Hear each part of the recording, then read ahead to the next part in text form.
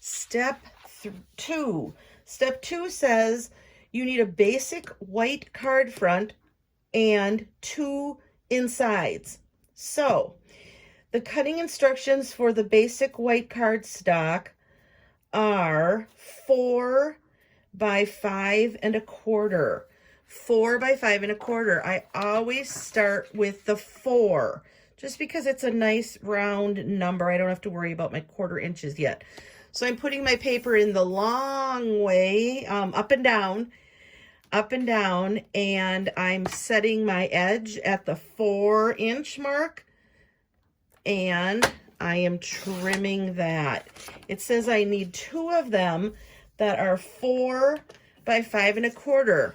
5 1/4 is this mark that I have put a Sharpie at the bottom of my trimmer, so that because it's between where the cutting guide pulls out, there are no numbers there.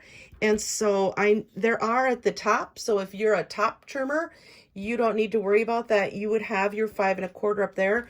But since I almost always set my paper at the bottom, I wanted to mark down here. So 4 1/4, cut up. And now you'll see this one is not 4 1/4. So I need to trim that one also to 4 1/4. This is a scrap. Some people save them. Some people throw them away or recycle them. I now have 2 card fronts that are 4 by 5 1/4. Okay, it says I also need another basic white cardstock cut into one piece measuring 3 1/4, 3.5 by 4 3/4.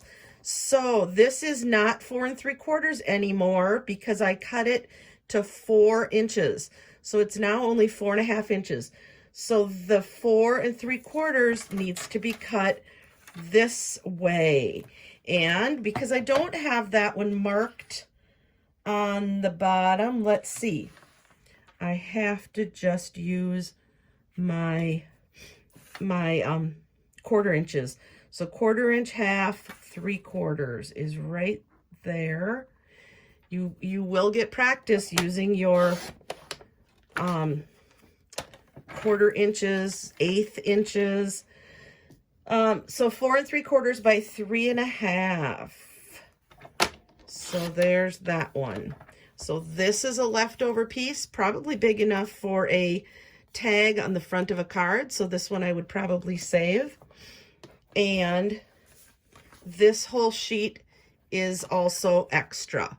So I'm going to set that aside with my scraps. And I'm now done with step 2.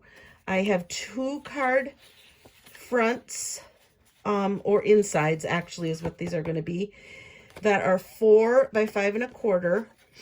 And I have 1 cardstock piece that is 3.5 by 4 3/4.